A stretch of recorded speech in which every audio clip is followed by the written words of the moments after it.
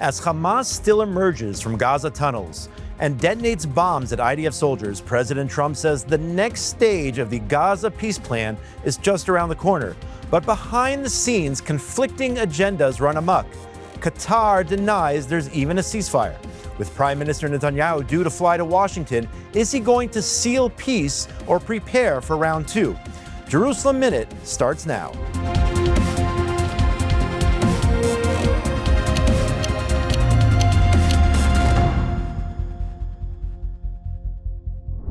Welcome back to Jerusalem Minute here on JNS TV. My name is Josh Haston, correspondent for JNS, along with JNS's CEO, Alex Trayman. We are here in studio at the JNS Media Hub in Jerusalem. Top story this week, U.S. President Donald Trump says the second phase of the Gaza ceasefire plan is going to happen pretty soon. Let's jump right out to this video. We have peace in the Middle East. People don't realize it. We have tremendous support. 59 countries. There's tremendous support. But phase two is moving along. Yeah, it's going to happen pretty soon. So, Alex, there you have President Trump saying that we have peace in the Middle East. That's pretty interesting right there, because from what I know, we don't have peace in the Middle East. In addition, the second phase of the Gaza plan, number one, calls for the demilitarization of Hamas. Also, it deals with the future in terms of governance in Gaza. Let's break it all down. Well, like you said, I don't think we've reached peace in the Middle East yet. What we did reach with the ceasefire agreement, as we discussed, is the return of all the last living hostages. And now we're almost down to the last dead hostage body returned to Israel. So I think this was the purpose that Israel entered into the ceasefire agreement to begin with. They understood that they would never get all the hostages back without entering into an agreement, which was a comprehensive agreement. But Israel was very careful, and that agreement called for phases.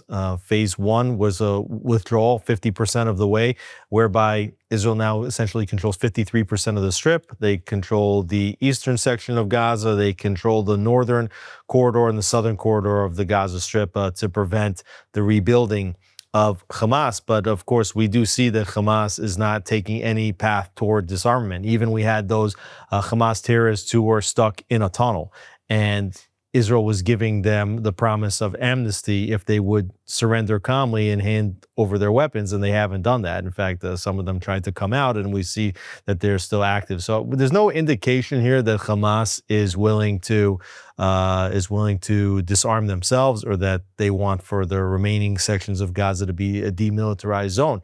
Now, in these other phases, what you're supposed to see is a further Israeli withdrawal. And there's even two other stages of Israeli withdrawals. And it's hard to see how that's going to happen right now, as long as Hamas continues to be active terrorist organization inside the Strip, which they certainly are. And we're seeing almost daily incidents between the IDF and Hamas terrorists. We're seeing Hamas do everything that it can to try to reassert its control over the Gaza Strip. And so I think that the president is trying to project that this is moving forward. I think Trump wants this to move forward, and that's why he keeps talking about it. But I also think, as we've discussed, that there is an alignment between the two administrations, whereby if Hamas does not demilitarize the Gaza Strip, if they do not disarm, that you're going to see the IDF going in. Now, what we can see in the meantime, and I think that this is maybe what Trump means when he says the start of phase two, would be the assignment of some kind of what we called international stability force, right? And then the big question is,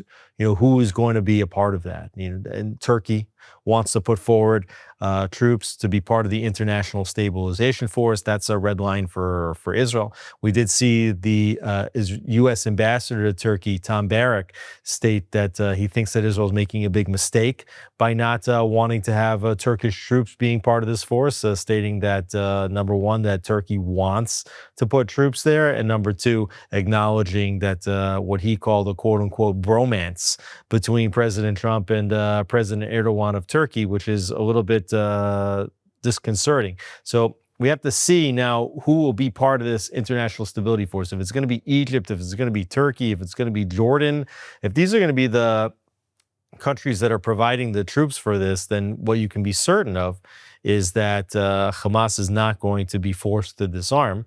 And then on the other hand, that international stabilization force could essentially be there, as we've seen so many times in this region, really to prevent a further Israeli military action. So at the same time, Qatar weighed in this week. The Prime Minister Al-Thani said that Doha does not consider what we have now to be a ceasefire. He argued that Israel would have to withdraw all its troops from Gaza in order for there to be a real ceasefire. Let's check out his comments. Now, we are at a critical moment. It's not yet there. So it's what we have just done is a pause. We cannot consider it yet a ceasefire. A ceasefire cannot be completed unless there is a full withdrawal of the Israeli forces. There is stability back in Gaza. People can go in and out, which is not the case today. So, Alex, how significant are the comments made by the Qatari Prime Minister here? We know Qatar has been behind the scenes in many facets of this war, whether it's sponsoring, supporting anti-Israel, protests on campus here in the Middle East, housing Hamas in their country. How significant are his comments? Well, I think they're significant for two reasons. Number one, that he seems to put the onus of the ceasefire on Israel, right, and their withdrawal. Now, Israel's willing to withdraw if they see that Hamas disarms and if Gaza becomes demilitarized. But he's not calling here for Hamas to disarm and demilitarize, which is an indication that the Qataris and Hamas are united. And they've always been a united front. The Qataris sending money into Gaza between 2007 and 2023. When Hamas attacked on October 7th, the Qataris continue to house the senior leadership of Hamas. So here they're basically taking the Hamas stance, which is that you're not going to have a ceasefire until Israel withdraws, even though the Israeli withdrawal is supposed to be contingent on Hamas disarmament. The reason why it's also troubling is because the president of the United States, not only does he have this bromance with Erdogan of Turkey, but he also seems to have some kind of a bromance with Al-Thani of Qatar. You know, the Qataris gave Trump that plane, and then soon after Israel struck inside Qatar, the United States and President Trump issued an executive order giving Qatar some protected status, saying it's an important ally that cannot be attacked by any country in the region, which obviously would include Israel, which struck inside Qatar. So, you know, we have to watch and really see who's calling the shots over here. But if you have on the one hand Turkey saying, hey, we want to be the ones to put the troops inside Gaza to make sure that Hamas disarms, and the Qataris saying, well, you don't have a ceasefire until Israel withdraws. Basically, what you see is that you're getting squeezed by the two forces that support Hamas and support the Muslim Brotherhood. And so we have to see really, I think it's going to be important for Prime Minister Netanyahu to establish what his red lines are and to make sure that his relationship with President Trump is better than the relationship that Trump has with Al-Thani and with Erdogan. Alex, also this week, Hamas handing over the body of another one of those murdered on October the 7th. This one, a Thai worker, and I hope I don't mispronounce his name, Suthizak Rinthalak, a 40-plus-year-old Thai worker here in Israel, murdered on the 7th, which means there's one Israeli still being held by Hamas in Gaza. It's believed that he was killed. Staff Sergeant Major Ron Gvili. He is the last IDF soldier whose body is being held by Hamas in Gaza. Well, I think it's impressive, actually, that Israel's gotten all the bodies back.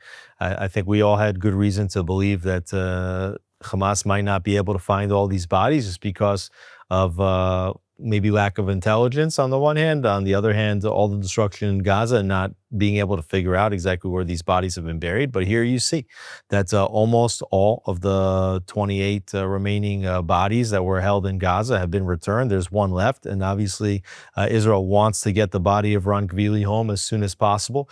Hamas said it would take weeks. And so far, we've figured out how to get back almost all of the bodies, which again makes the feat of this ceasefire agreement, I think, very impressive. And it could turn out to be a master stroke in the sense stopping the fighting for a few moments, getting all the living hostages back essentially on day one, getting all the bodies back over a period of a few weeks, being able to rest the overwhelming majority of the Israeli soldiers that had been inside Gaza for a long time. Now, there are still troops in Gaza. I know troops in Gaza. They're patrolling the yellow line, but it's not the same type of forward force posture that Israel had before. Being able to give them some much needed rest, being able to restock all the artillery and the missile defense. But now we have to see what's going to be here after, God willing, Ron Gvili comes home. We should hope that it's in the next days. And then what happens? Does this international stabilization force get assigned? Is that a real thing? What is its mandate? How effective could it be?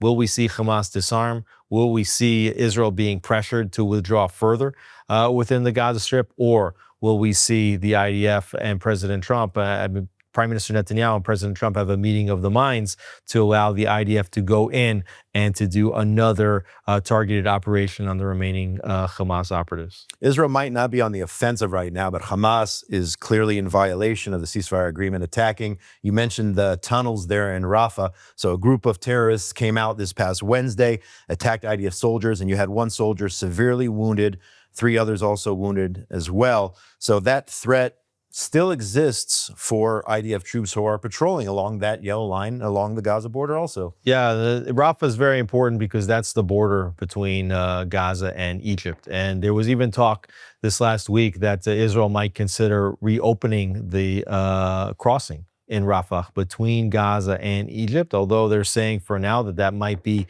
one-way traffic only, whereby people could get out of Gaza. You have others in Egypt saying, well, the only way we'll open that crossing is if it's a 2-way crossing where trucks and individuals could go back into Gaza. Also, they don't want to see people flooding out of Gaza without being able to get back in.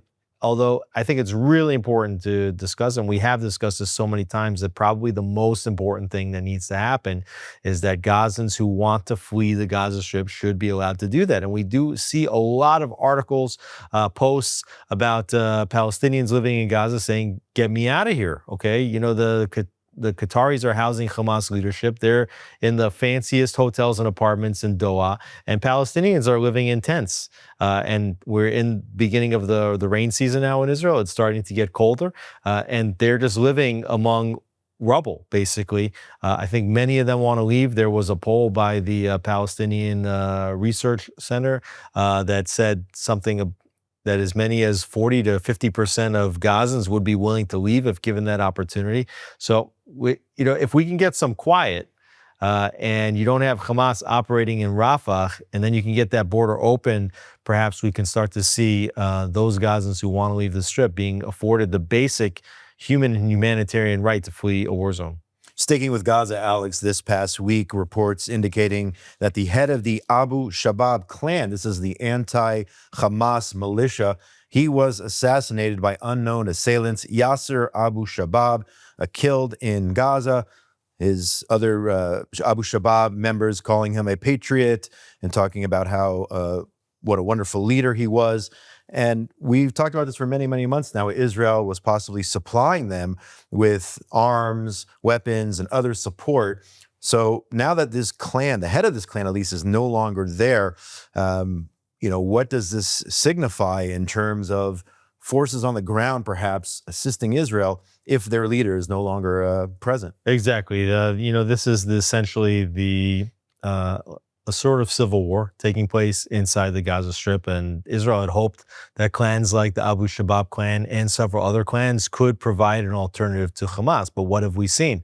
Not only does Hamas refuse to disarm, but they are trying to reassert their dominance over the parts of Gaza that they control. I think it makes it much more complicated for Israel because this was their plan. Their plan was to get clans like Abu Shabab, like Yasser Abu Shabab, to control a portion of the Gaza Strip and to work with Israel. Now, Abu Shabab, I don't think that that clan, before October 7th was considered to be, a very positive and constructive force inside Gaza, but Israel did see them as being anti-Hamas, and you did see Abu Shabab and the others that are eulogizing him saying that, he wanted a terror-free Gaza Strip, and he understood. And I think a lot of these clans understand that in the absence of Hamas, there will be a lot of money flowing into the Gaza Strip. So you can be a strong man in Gaza, provided that you can maintain calm, law, and order in your area. And, for them, even though ideologically this isn't what they want, they understand at this point that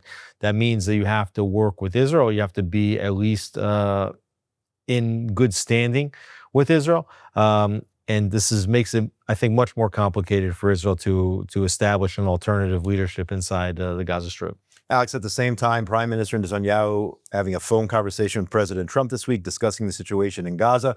Who knows, Alex, you might be getting on a plane heading to the U.S. When I understand President Trump inviting Netanyahu again to the White House. I don't know if this is the third or the fourth time. No date has been set right now. But again, President Trump optimistic that this is a historic opportunity for peace in the Middle East. I'm actually going tomorrow night to the United States, and I will be in Washington. And I do hope to get briefed with others on what's going on from the U.S. perspective inside Gaza. And as you mentioned, that there was this phone call, and Trump has invited Netanyahu to come to Mar-a-Lago, I believe it's going to be December 29th, so right in the U.S. Holiday season there. It could be a nice family vacation for the Netanyahus, which I think is probably overdue for them. But more importantly, what you're seeing is that they're going to get the opportunity to discuss this phase 2 of an agreement or a return to a forced posture inside the Gaza Strip in person.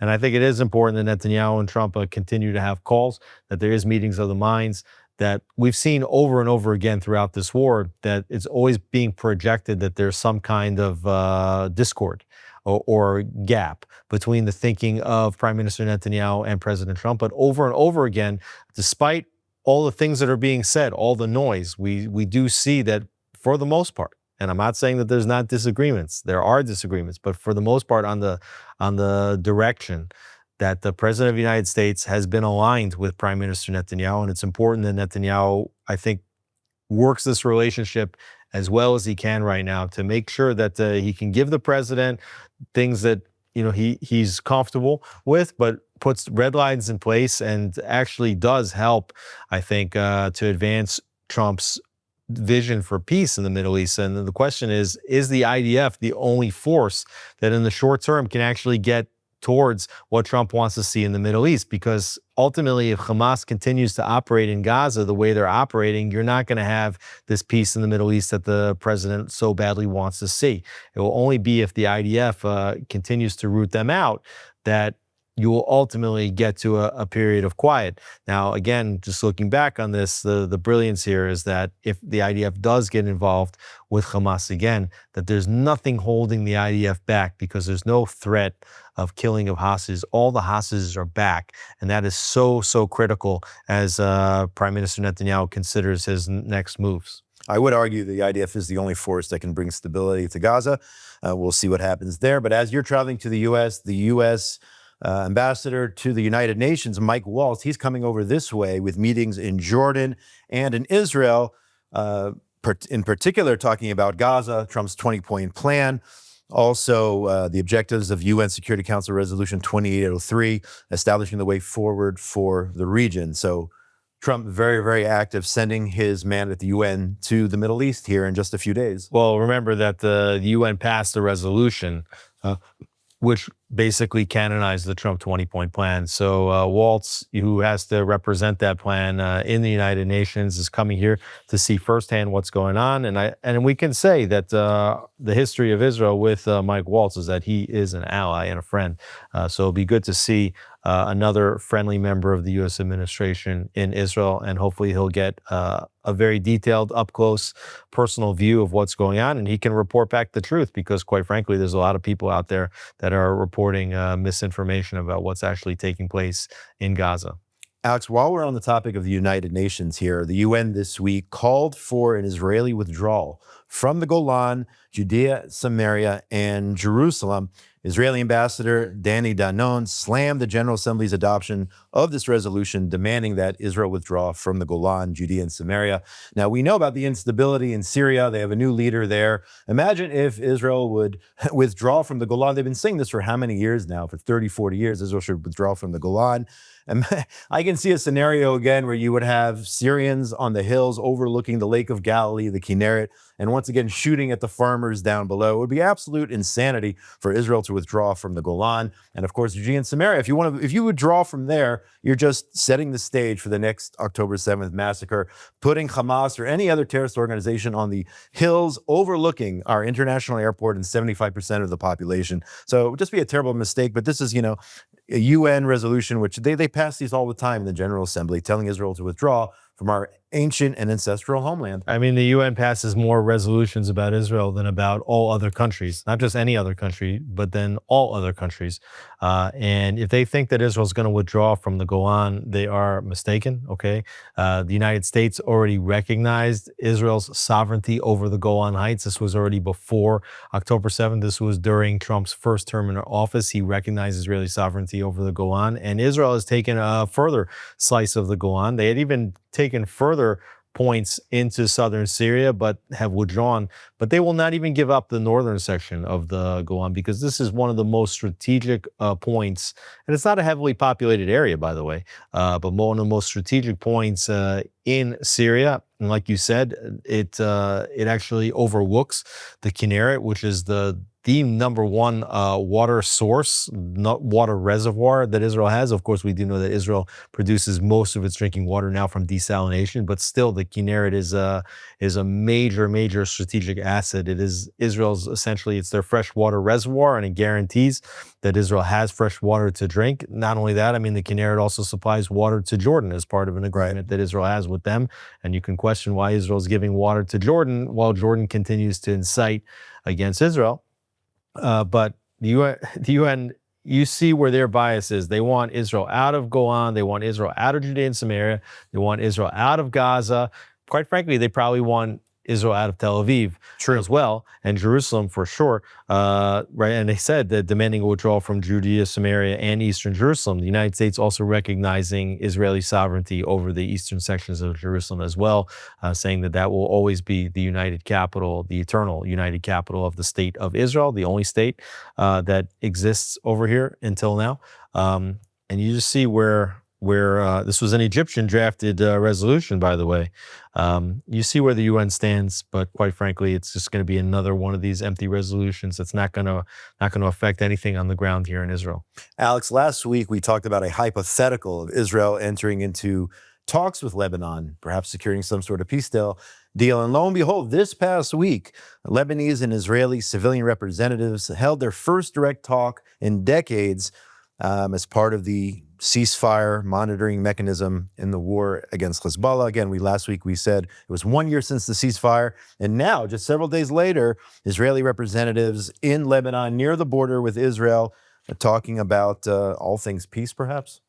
Yeah, I mean, the Lebanon's Prime Minister, Nawaf Salam, he said, this is not normalization. He said it's far from diplomatic normalization or economic relations, but that economic relations will be a part of such normalization. Then, obviously, anyone following the news would know that we are not there at all. But what gets these two sides together to talk? Okay, the only thing that gets sides together is when Israel pushes a tremendous amount of force. And you see that again, that Israel is attacking with greater and greater frequency against Hezbollah movements. Now, Israel gave the Lebanese army and Lebanon as a state, a window of opportunity to take control of its own situation. But clearly they're unable to do so. They're weak. Okay, Hezbollah is been weakened a lot, but obviously they still have freedom of movement, and they're making as many attempts as they can to try to restabilize themselves as a terror organization, to rebuild their weapons capacity, their missile launching capacity, and trying to move closer and closer toward the Israeli border, and Israel is acting. And of course, you have, again, we were talking about Tom Barrack before and others, saying Israel is making a big mistake by doing that. But what does that do? That gets these two sides to the table. Depending on who you ask over here in Israel, they think that you could see a renewed incursion into southern Lebanon by the IDF. So on the one hand, Israel giving in, I think, to the president's hopes that Israel will enter into talks with Syria, enter into talks with Lebanon, potentially withdraw from Gaza Strip and get into a more peaceful atmosphere. But meanwhile, Israel continuing to operate in its own military interests, and as Netanyahu has stated, the only way that you ever get terrorists to negotiate is under the pressure of immense force. Well, maybe we should use that in Judea and Samaria as well, because Alex, this past week, nearly every single day there's been an attempted attack. Just last night near Hebron, Arabs tried a car ramming attack targeting soldiers, and the soldiers responded quickly and neutralized the threat. Also, this past week, another attempted car ramming attack in the same area, Hebron, which, by the way, is a very popular place for Hamas. They support Hamas wholeheartedly in Hebron. At the same time, I saw the video of this. I don't know if you caught this. 2 soldiers lightly wounded in an attempted stabbing attack. This could have ended much worse near the community of Ateret, that's in the Binyamin region. I mean, the soldiers checked out a suspicious individual, and when it looked like he did not pose any sort of threat, he actually reached into his bag, took out a knife, and tried to stab one of the soldiers, and thank God, 2 soldiers lightly wounded. But it's almost now every single day, in addition, of course, to the rocks being thrown, the firebombs being thrown on the roads, which has been the case ever since, I would say, 1988, the first Intifada, so-called. But this is becoming a major problem, and thank God, the soldiers and civilians. 2 weeks ago, there was a deadly attack, but in the last week, thank God, no one was seriously wounded. But it's a major problem, Alex. Yeah, I mean, interesting that as the IDF was launching its very active war in Gaza, that we saw that Judea and Samaria was relatively quiet. Now, why were they quiet? Because the IDF did do some major operations in Jenin, Tulkarem, other places near there, some around the southern Hebron area. There's been regular IDF action in those areas, but you do see now that as you have this supposed ceasefire in the Gaza Strip and much less troops over there, that now the Judea and Samaria front seems to be heating up. You're just seeing it in the news all the time, whether it's the IDF acting, whether it is terrorists trying to stab, whether it is Israelis being accused of acting with their Palestinian neighbors. You do see that there's a lot of tension now in Judea and Samaria, and we have to watch very carefully to see what Israel's response is going to be. Yeah, the terror attack's certainly disturbing. And the next story, Alex, definitely blows my mind. I just can't wrap my head around it. Maybe it's just, anti-Semitism, Jew hatred. You had 200 cultural and public figures, the elite of Hollywood, signing a petition calling for the release of Marwan Barghouti. For those who don't know, Marwan Barghouti is a top terrorist. He has the blood of at least one I know that 5 Israelis on his hands, if not many more. He's in jail for murdering 5 Israelis directly involved with that. And you have these people, Cynthia Nixon and Mark Ruffalo and all these other Jew haters who have been against Israel since October the 7th and even way before that, calling for the release of Barghouti. I cannot wrap my head around it. I don't know. Do they see him as some sort of freedom fighter, some sort of nice guy who can make peace here? He's a mass murderer, and I guess only Israel is pressured to release these types of people. Right, and you see that, he's serving 5 consecutive life sentences for terror, and these are mass terror attacks, so that he's like a chief terror operative and planner, and he has been sitting in jail. I think that the very fact that he's sitting in jail for so long, begs the question as to why Israel has not implemented the death penalty for terrorists, and Israel's talking about, for the first time in a long time, re-implementing the death penalty for terrorists. But here you have a terrorist that sits in Israeli jail, and the longer he sits in jail, the more of a legend he becomes in the Palestinian society. And not only do you have Hollywood elites calling for a ceasefire, calling for a withdrawal from Gaza Strip, but they're saying, hey, let the terror chieftain out of jail to rule the Palestinian people. What do you think is going to happen when Marwan Barghouti gets out of jail and he takes over the Palestinian Authority? Okay, this is like a Yasser Arafat on steroids coming out of prison to become potentially a new leader of Gaza or of the Palestinian Authority. Like, what do they think is going to happen? You're just going to bring more and more bloodshed on Palestinian people, because if you encourage terrorism, what you're going to get is IDF response. And so the fact that you have these Hollywood stars, calling to release terrorists, like you said, it seems to me like Jew hatred, because they think that these are just resistance fighters fighting the resistance. And what do they think they're going to do? I mean, they're basically encouraging, Palestinian terrorism against Israelis. Paul Simon. What does Paul Simon have with Marwan Barghouti? I don't understand the connection there. He's Jewish himself, but for him to sign this petition, and other Jews as well, absolutely repulsive. Let's move on here. Marco Rubio, Secretary of State in the U.S., on Sean Hannity, Fox News' Sean Hannity this past week, talking about the radical Islamic movements in the world who want to destroy what they call the greatest evil on earth, the great Satan, the United States. Really, I think this is an important lesson that Rubio was given to the world community. Maybe he should talk to these 200 so-called elitists in Hollywood, explaining the realities of the situation. He basically said, to break it down, it's not just about Israel, and of course Israel's on their radar, but the U.S. is on their radar as well. They want to destroy, radical Islam wants to destroy the United States, and we actually have a video here. Let's check that out. Radical Islam has shown that their desire is not simply to occupy one part of the world and be happy with their own little caliphate. They want to expand. It's revolutionary in its nature. It seeks to expand and control more territories and more people.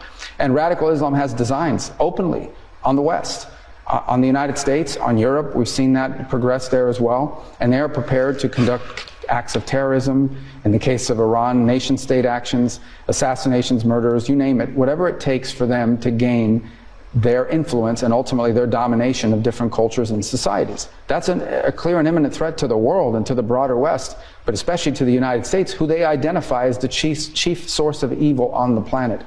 Okay, the reason why they hate the Kingdom of Saudi Arabia, the leadership of the UAE, of Bahrain, is because they've allowed the United States to partner with them. That's why they hate them. They consider them infidels for it. They hate Israel. But they also hate America, and they hate anywhere in the world that we have influence. They seek to attack it, including here in the homeland.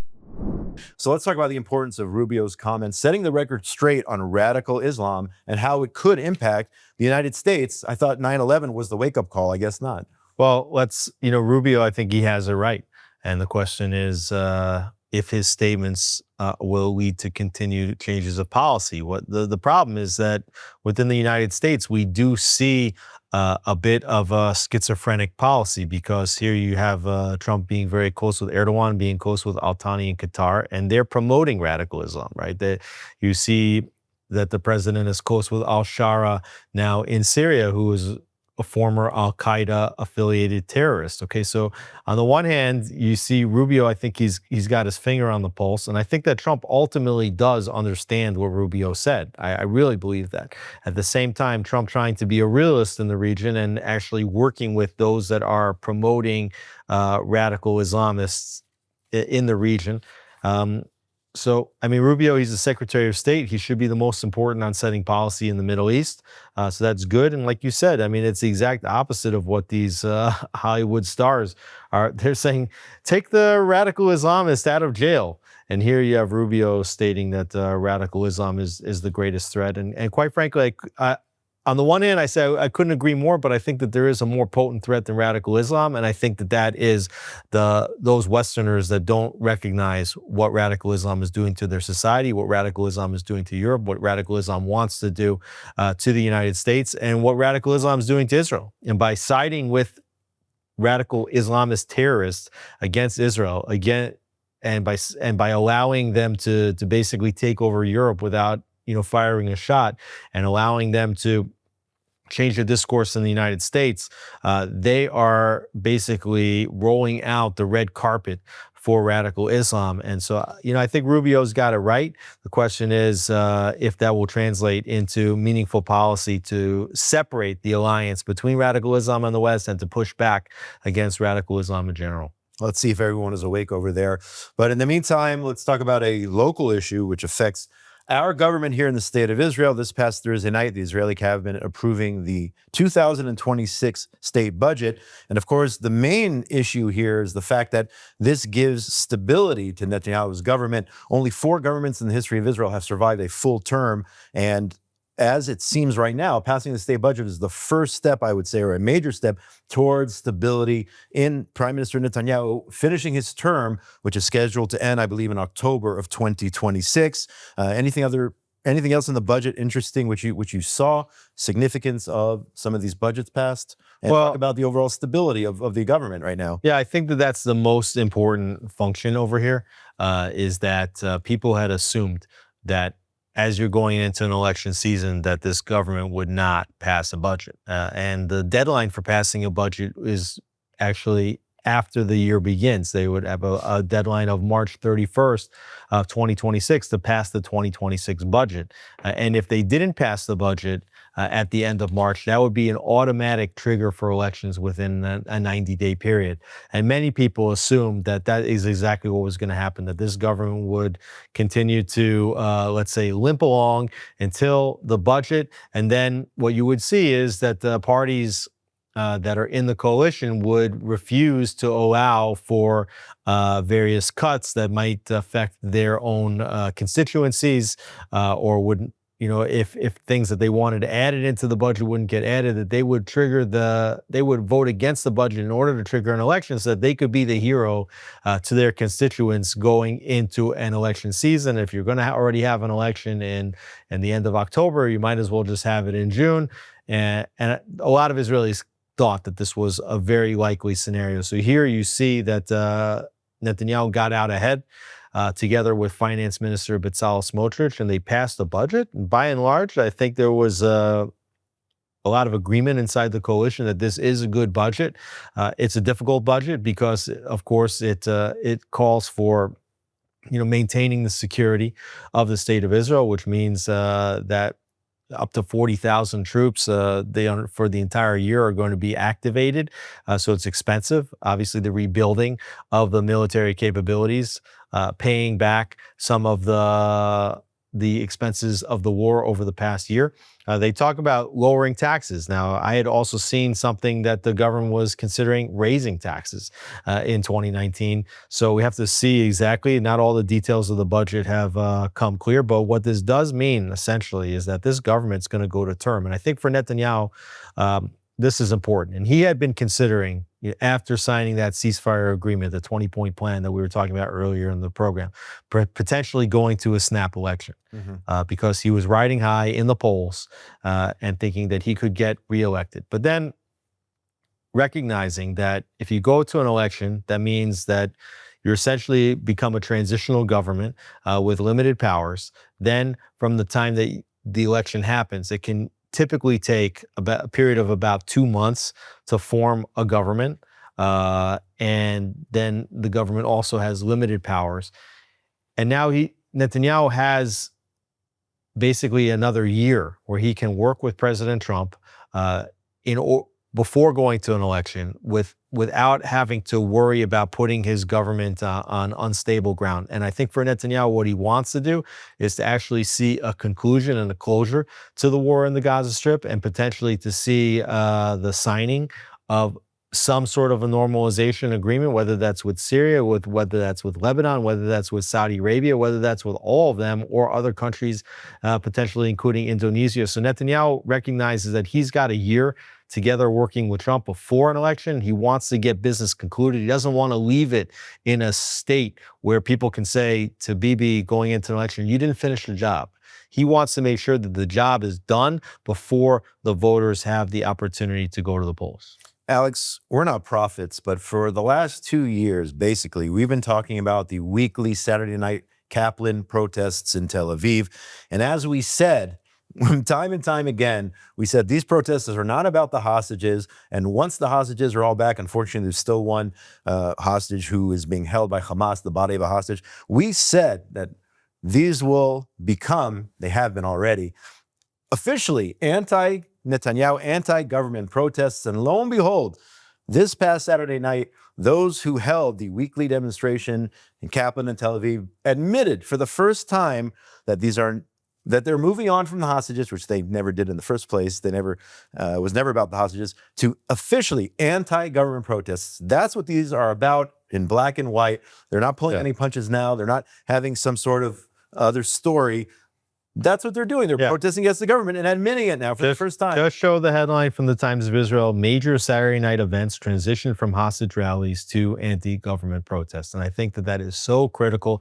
And people simply did not want to understand that the hostage forum was the anti-government movement to begin with, and that they were using the hostages as a trigger. I mean, they were using it as their silver bullet, because they understood that the country would rally around the hostages if that was their lead. But now that the hostages are back, they don't have a leg to stand on. And it said that, they were considering whether they would continue to have rallies, because the families didn't want to participate anymore for the most part. And now you're seeing straight out that they're not even hiding it anymore, that these hostage rallies are now transitioning directly into anti-government protests. It was never about the hostages. I mean, you can even cynically say that the organizers of the protests themselves were hedging against Netanyahu, that he would never bring the hostages home, and that it would be better for their movement the longer that the hostages were held in captivity. Netanyahu diffused that movement by signing that ceasefire agreement, by bringing the hostages home, and now you can see what that movement was made of to begin with. And of course, we said it here on the show, like, again, we're not prophets, but you see what was going on, that those Saturday night rallies that last week were about the hostages, that 2 weeks ago they were just about opening up a commission of inquiry into the war, is now just about getting this government out of office. Alex, you are flying tomorrow night representing JNS in the United States. I want to give you the opportunity to talk about some of your travel plans, what you're going to be doing out there, and how can people get involved in JNS? Well, yeah, I will be primarily in Washington, D.C. at a conference of the Israel Allies Foundation, is largely evangelical Christian allies of Israel, not just in the United States, but actually from parliaments around the world, put on by our good friend here, Josh Reinstein. And we're supposed to be briefed in the White House, actually together with the faith leaders in the United States. And I think that it's so critical that this conference is taking place in Washington now, because, the Qataris and others have really actively identified that a major base of support, if not the major base of support for Israel legislatively, with regard to arms sales to Israel, is based on the support of evangelical Christians, that they have naturally as part of their biblical connection to the state of Israel. And the Qataris and others are trying to pick off that support. And I think that some members, particularly younger members of the evangelical groups in the United States, are waning in their support. And this is a good opportunity for I think, for reestablishing just how important that relationship is, especially for those that consider like a MAGA force posture, an America First posture. You even had, this is amazing, but I even saw a clip of Nick Fuentes talking and saying, maybe it is in America's interest to be giving aid to these countries, right? Because then America has their dominance over these countries by providing aid, right? So you wouldn't have expected that even from Nick Fuentes. And I don't think that his motivations are the right motivations, but there's definitely very important arguments to be made for why the United States needs a strong Israel. There's important arguments to be made about what Israel does to support the United States and its own security. And everything has to be done to try to push back against this negative influence. It's intentionally trying to pick off evangelical support and to strengthen it. I mean, that's what Mike Huckabee does here in Israel and others. And so it'll be good to be having that experience in Washington. I'll also be traveling in other cities, meeting with some of JNS's largest and most loyal supporters. And of course, I think it is important to mention once again that JNS is a reader-supported news agency. We're not a for-profit company. We are a nonprofit news organization that is supported by its readers, that is supported by its viewers, that is supported by foundations that recognize that we don't write what we write because it's popular. We don't write because that's what advertisers want us to write. We write what we write because it's right. And donors recognize that there's nobody else doing what we're doing. And they like what we're doing and they want to support it. And if you want to support it, there are ways to do it. You just go online, jns.org/donate. You can make a small gift online, but know that we do have many 3, 4, 5, 6-figure gifts that come in to support our growing operations. We're over 50 people now in the organization. And quite frankly, I think that JNS has the capacity to become Israel's answer to larger news networks like Al Jazeera. Amen to that, Alex. Have a safe trip, and we will talk to you from the road, please God, next week. Looking forward. As Alex said, donate, subscribe, give us a super thanks, and make sure we can continue to offer the programming which we do here on JNS TV and at jns.org, where you can get all the latest breaking news from Israel, the Middle East, and the entire Jewish world. I want to thank the people behind the cameras here. Aaron Wogelanter, the newest member of our staff, Zach Sickerman, Esther Eden, Ryan Lifshitz, and station manager Yuri Svertsky. Thanks for joining us on this week's Jerusalem Minute, and we will see you next week.